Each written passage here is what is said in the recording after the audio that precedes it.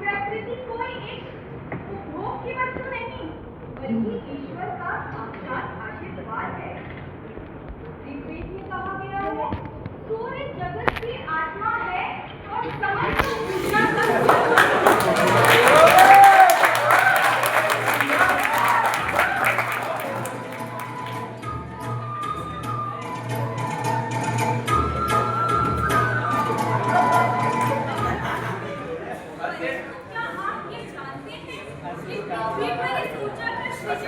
कैसे हुआ? इसकी एक बहुत खूबसूरत कहानी है। ये कहानी है अथाह भक्ति, प्रेम और समर्पण की। यह कहानी है हमारी पृथ्वी, हमारी धरती, जो कि सूर्य देव की बहुत बड़ी भक्त थी। वह सूर्य देव के तेज से और पराक्रम से प्रभावित थी और निरंतर उनकी परिक्रमा करके उनकी आराधना किया करती थी। पृथ्वी का यह प्रेम निस्वार्थ था और उसकी प्रार्थनाओं में समस्त जगत का कल्याण छुपा था। पृथ्वी की युगों युगों की तपस्या को देखकर सूर्यदेव भाव विभोर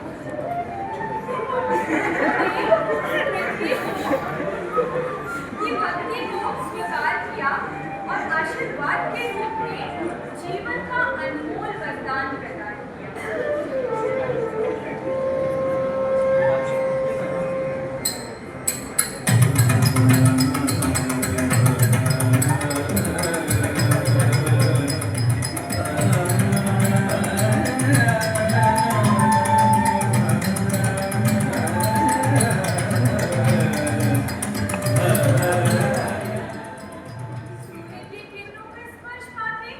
पृथ्वी का कोना कोना खिल उठा।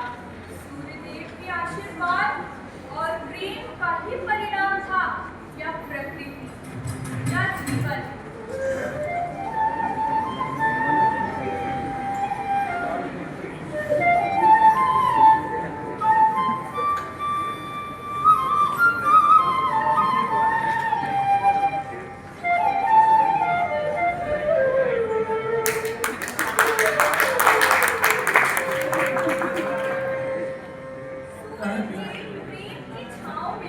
प्रकृति ने हरियाली की सुंदर चादर दी।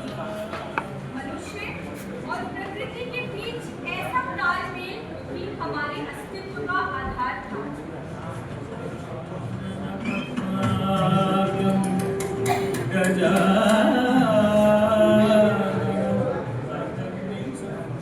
पृथ्वी अब बस एक ग्रह नहीं, बल्कि वह माँ बन चुकी थी।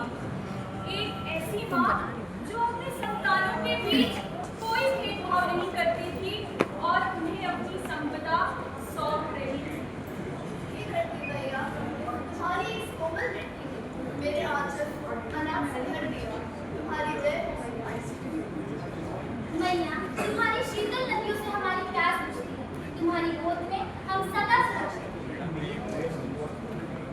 हम तुमसे उतना ही लेंगे माँ जितनी हमें आवश्यकता हो। तुम्हारी इस हरियाली को हम कभी नष्ट नहीं होने देंगे। यह वह दौर था जब मनुष्य और प्रकृति के बीच में एक पवित्र समझौता था। पृथ्वी प्यार से देती थी और जो मनुष्य था वो आदर और सम्मान के साथ स्वीकार करता था। पर क्या आप जानते हैं, ये समझौता कोई एक या दो साल का नहीं, बल्कि 3 वर्षों का था।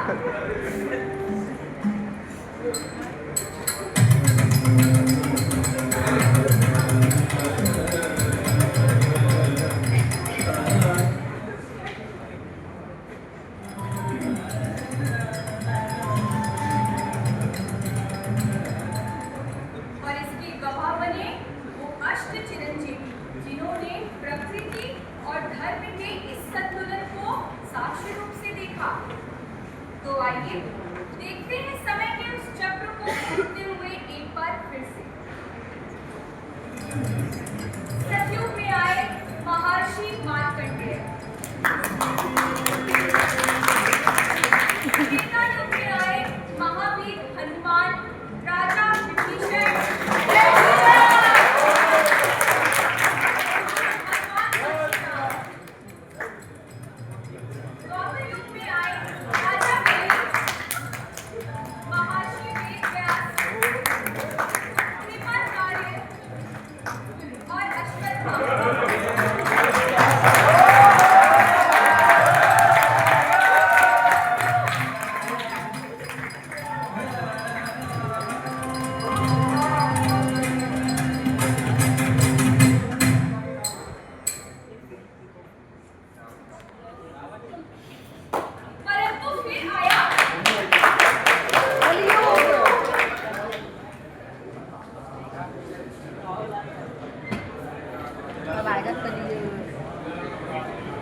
कलयुग।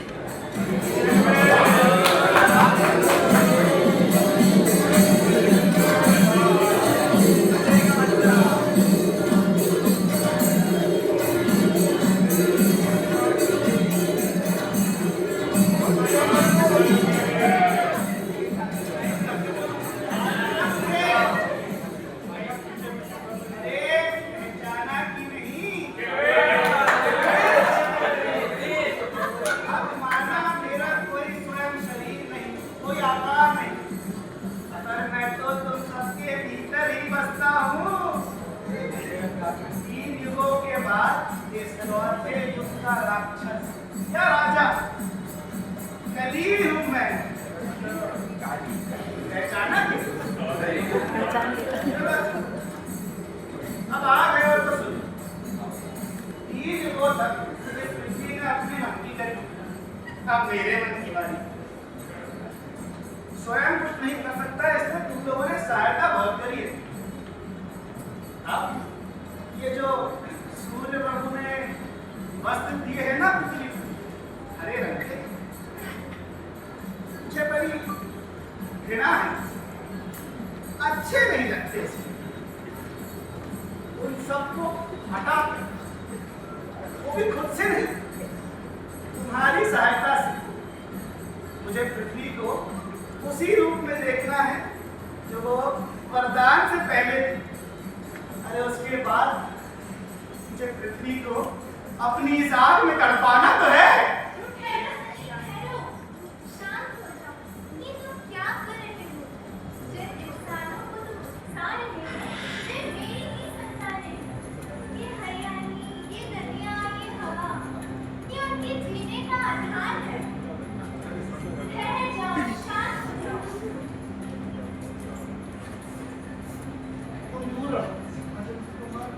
मैं तुम्हें इन वस्त्रों में देखना ही पसंद नहीं करता।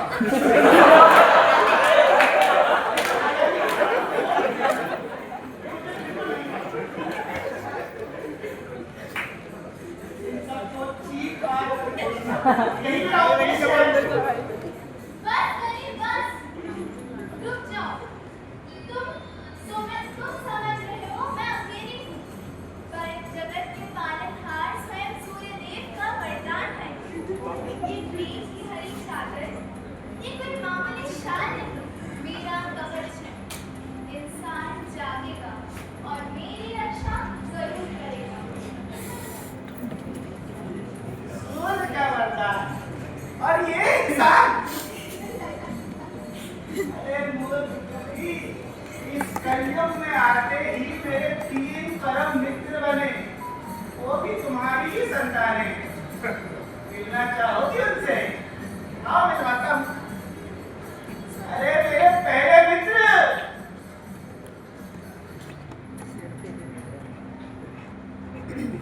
इसे पहचाना पृथ्वी, ये तुम्हारी ही संतान है।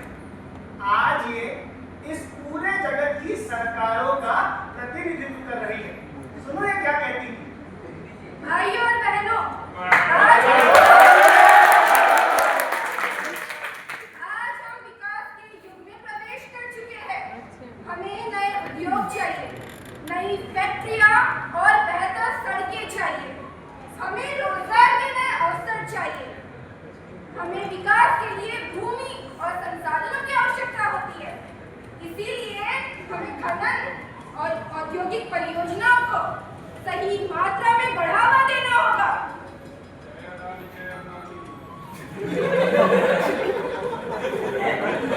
ये अच्छा लगा, पर बात यह है कि तुम्हारे इस संतान को ना मैंने कुछ शक्तियां प्रदान की।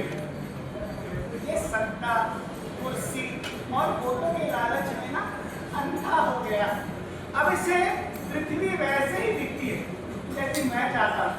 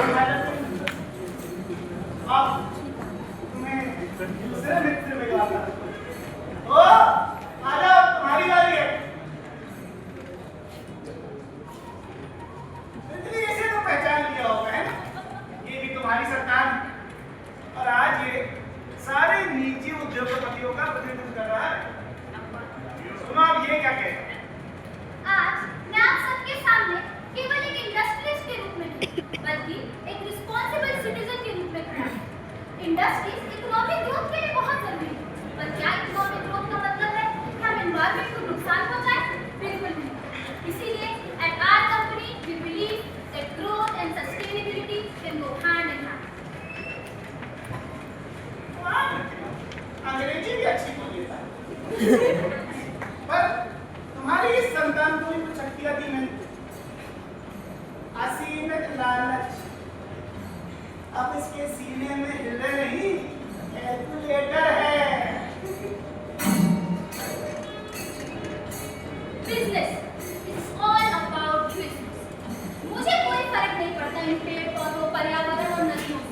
मेरा सिर्फ एक ही धर्म है, मेकिंग प्रॉफिट। लोग कहते हैं कि मेरी कंपनियों से निकलने वाला धुआं प्रदूषण बढ़ा रहा है, कि मेरे कंपनियों से निकलने वाला कार्बन ग्लोबल वार्मिंग का कारण है। मुझे क्या, मुझे तो सिर्फ अपना बैंक बैलेंस बढ़ाना है। मैं और फैक्ट्रियां बनवाऊंगा और कंपनियां खड़ी करूंगा, चाहे उसके लिए मुझे इन महान जंगलों, सुंदर समुद्रों को कंक्रीट के मलबे के नीचे दबाना ही क्यों ना पड़े। ये सीएसआर और गवर्नमेंट पॉलिसी जैसी बात है, केवल कागज के पन्नों पर रचना। असलियत में सिर्फ एक चीज मायने रखती है, पैसा, सिर्फ पैसा।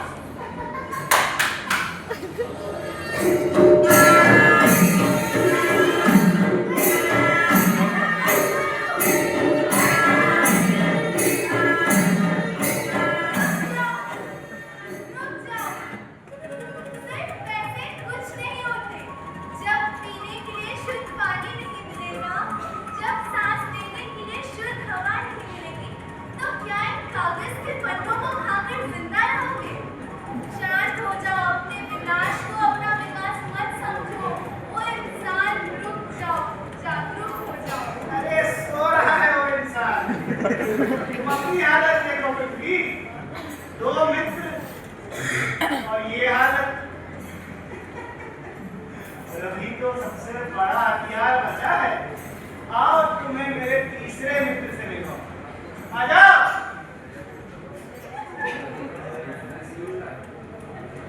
चलो इसे तो पहचान ही गई होगी पृथ्वी, ये तुम्हारी सबसे मासूम संतान जो है, मनुष्य है ना, बहुत ही मासूम। सुनो अब ये क्या कह रहे हैं।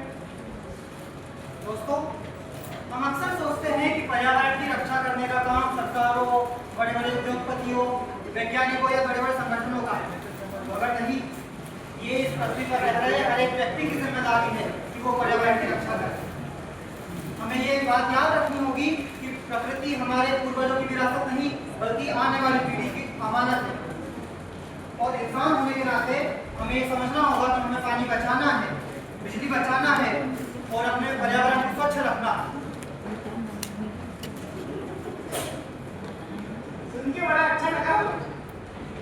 अरे जो तेरी मासूम संतान है, सबसे ज्यादा खतरनाक यही है। इसके पास तो पहले से बहुत सारी शक्तियां थी, मैंने बस हाथ बढ़ा दी। स्वाद, लालच, अरे भरपूर मात्रा में था इसके पास पहले से ही। अब देख पृथ्वी, ये क्लाइमेट चेंज की सारी जिम्मेदारी मैंने लेके रखी है। मतलब सरकार इतनी बड़ी बड़ी योजनाएं चला रही है, उद्योगपति इतनी बड़ी बड़ी फैक्ट्रियां चला रहे हैं, तो मैं अकेला क्या करूँगा? मेरे अकेले के कार कूलिंग करने से, एसी बंद करने से, पानी बचाने से दुनिया बच जाएगी क्या? छोड़ो यार, मुझे अपनी सुविधा देखी। थोड़ी ही दूर जाना हो तो भी बड़ी गाड़ी से जाओ, पैदल क्यों चलूं? और पानी बहना है तो बहने दो, बिल तो दे रहा हूँ ना मैं पूरा पूरा। और ये क्या, गीला कचरा अलग करो, सूखा कचरा अलग करो, इतनी मेहनत कौन करेगा? सब एक पन्ने में डालो, एक तो सड़क पे। जब तक मेरी जिंदगी ऐश से कट रही है, मुझे क्या पड़ी है सर्दी?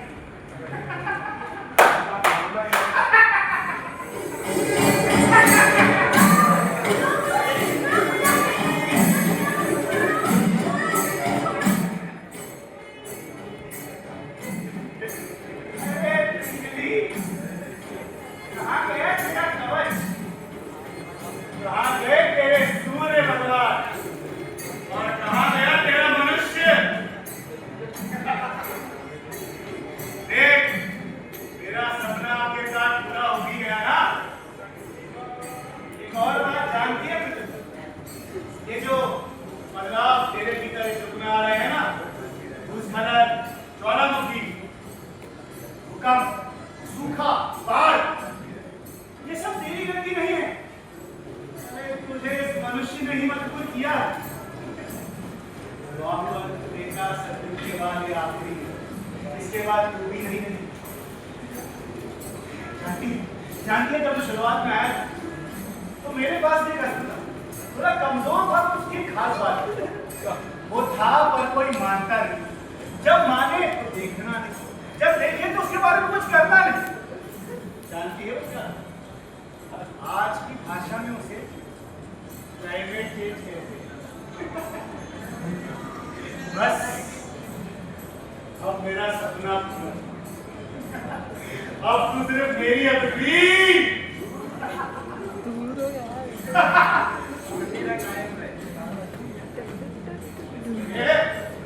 कौन तुम सब? अरे कैसा कर रहे हो? मेरे प्रिय देशवासियों, अब मैं सस्टेनेबल डेवलपमेंट गोल्स को ध्यान में रखकर योजनाएं बनाऊंगा। मैं अपने अगले मैनिफेस्टो में इलेक्शन, क्लाइमेट चेंज जैसे मुद्दों को भी शामिल करूंगा। अब मैं इंडस्ट्रीज होने के साथ साथ इन्वायरमेंट के प्रति अपनी रिस्पॉन्सिबिलिटीज को समझ चुका हूं। अब गवर्नमेंट के द्वारा बनाई गई सारी इन्वायरमेंटल पॉलिसीज का मेरी कंपनियां बढ़ चढ़कर फॉलो करें, जैसे CSR और प्लांटेशन, वेस्ट मैनेजमेंट और वाटर कंजर्वेशन। और हम सभी इंसान ये समझ चुके हैं कि बदलाव किसी बड़े आंदोलन से नहीं, बल्कि हम सबके छोटे छोटे प्रयासों से आएगा। हम जानते हैं जब हर एक इंसान अपनी सिविल रिस्पॉन्सिबिलिटी समझेगा, तभी ये समाज बदलेगा, ये देश बदलेगा और भविष्य बदलेगा। कि हम बदलेंगे तो युग बदलेगा। क्या बातें कर रहे हैं? तीनों मेरे मित्रों, क्या कर रहे हो? कौन सिखा रहे हो ये सब? हटो यहाँ से। अरे इतनी मेहनत हो गई, उसे भारत लेके आया हूँ, क्या कर रहे हो? हटो। अरे देखो देखो, कोई हमें कितनी भी डराने की कोशिश करे, हम डरेंगे नहीं। हमारा फर्ज है। हाँ भाई हाँ। बिल्कुल, अगर क्लाइमेट चेंज को रोकना है तो सोचने का वक्त निकल चुका है। हमें तुरंत निर्णय लेना होगा। हमें हर घर में पेड़ लगाना होगा। हाँ भाई हाँ। हाँ, हम सबको सिंगल यूज प्लास्टिक को यूज करना बंद करना होगा। गीला और सूखा कचरा अलग करना होगा। पानी की एक एक बूंद को बचाना होगा। यही हमारे फैसले हैं। हाँ भाई हाँ। पर क्यों? क्या कर रहे हो ये सब? तुम लोग कर क्यों रहे हो यार? तुम्हें फर्क क्या पड़ता है? तुम्हारी पृथ्वी कैसी भी है? तुम तो ऐसे थे ना अभी तक। अब क्या हो गया? अरे मेरी बात सुनो। इतना समझाया तुम लोगों को, क्या कर रहे हो? तुम्हें क्या फर्क पड़ रहा है? फर्क पड़ता है। तुम्हें देखो ना मेरी, अब देखो ना कोई।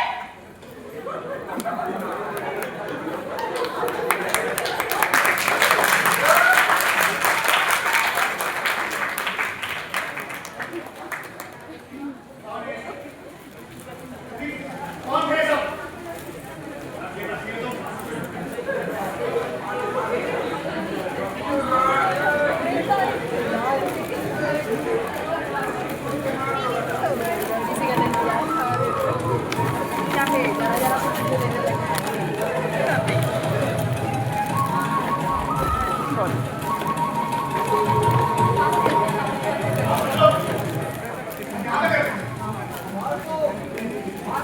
ये तो तुमने क्या सोचा? तुम अजय हो?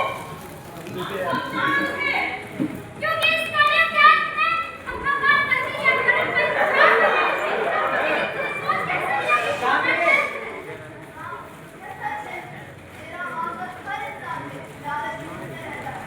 लेकिन तू ये भूल गया कि इसी इंसान के भीतर हमारी धरती के प्रति प्रेम और सच्चाई, अच्छाई और इस धरती के प्रति प्रेम अभी भी जीवित है।